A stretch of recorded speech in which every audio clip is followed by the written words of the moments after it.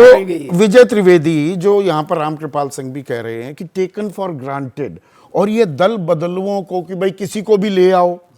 अब यहाँ पर भूपेंद्र चौधरी का ये कहना कि उनके खिलाफ कार्यकर्ताओं में नाराजगी थी, यानी कि राज्य स्तर पर नेताओं की बात नहीं सुनी जा रही है। और इसमें मैं राजस्थान, छत्तीसगढ़ और मध्य प्रदेश को भी अगर जोड़ूं, ये एक जो परेशानी कांग्रेस में जो एक हाईकमान कल्चर चला था और बाद में ये दिक्कतें आई, बीजेपी में उनकी सुगबुगाहट है, शुरुआत है, या दरअसल ये एक धारा बनती दिख रही है? देखिए, ये मुझे लगता है रूलिंग पार्टी का करैक्टर होता है कि जब आप सब तरफ सत्ता में होते हैं तो फिर कौन सुनता है किसी की बात।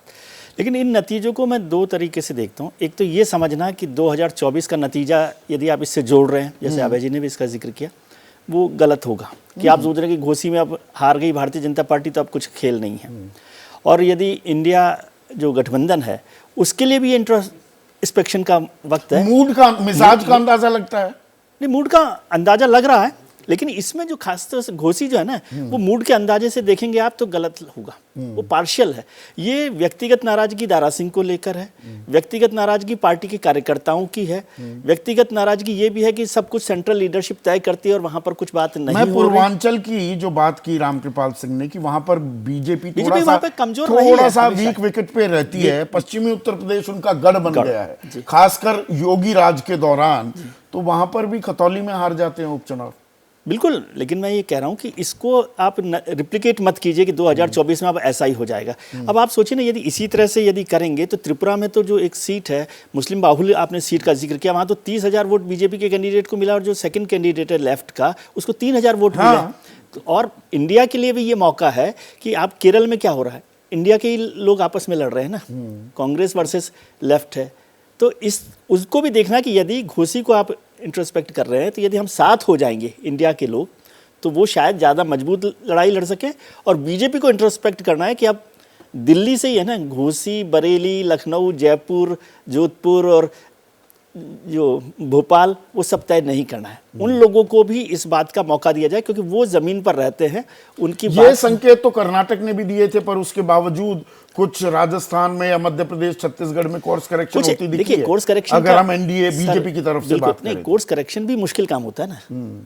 कोर्स करेक्शन के लिए भी आपके पास क्या स्पेस है और क्या और चीजें हैं उसके बदले में।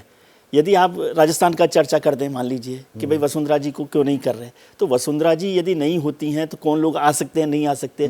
और वसुंधरा जी को रखने का भी पार्टी में क्या नुकसान हो सकता है। आज हम यहाँ हम भी वही बात कर रहे हैं कि हम दिल्ली में बैठकर तय करते हैं कि नहीं, वसुंधरा जी सब कुछ कर सकते हैं। हाँ, ठीक है ना। तो वहां पर पार्टी का कार्यकर्ता बहुत सारा नाराज भी है और उन्होंने कहा कि भाई हम बीजेपी जीतेगी, वसुंधरा जी रहें या ना रहें, ठीक है। और हमारे साथ हैं कि भाई बीजेपी के लिए वसुंधरा के अलावा कोई रास्ता नहीं है।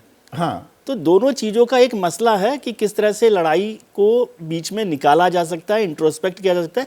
और जैसे G20 है ना, जब 87 आपने 87 पॉइंट्स पर समझौता कर लिया दुनिया भर के देशों के साथ, तो पार्टी लीडर्स के साथ बैठ के क्यों नहीं बात करते? ये अपने आप में क्या ये संकेत भी बीजेपी के सामने मुंह बाए खड़ा है? जैसे ही घड़ी का काटा दोपहर 2:30 पे आए, बबीता जी का दिल सास बहू साजिश के लिए मचल जाए। और ये है इनकी बहू, पूरे दिन ऑफिस की टेंशन हो जाए गॉन जब ये करें अपना फेवरेट शो फ्री टाइम पे ऑन। इनकी तरह आप भी देखें अपना फेवरेट शो अपने टाइम पर और डाउनलोड कीजिए एबीपी लाइव ऐप अपने स्मार्ट टीवी पर।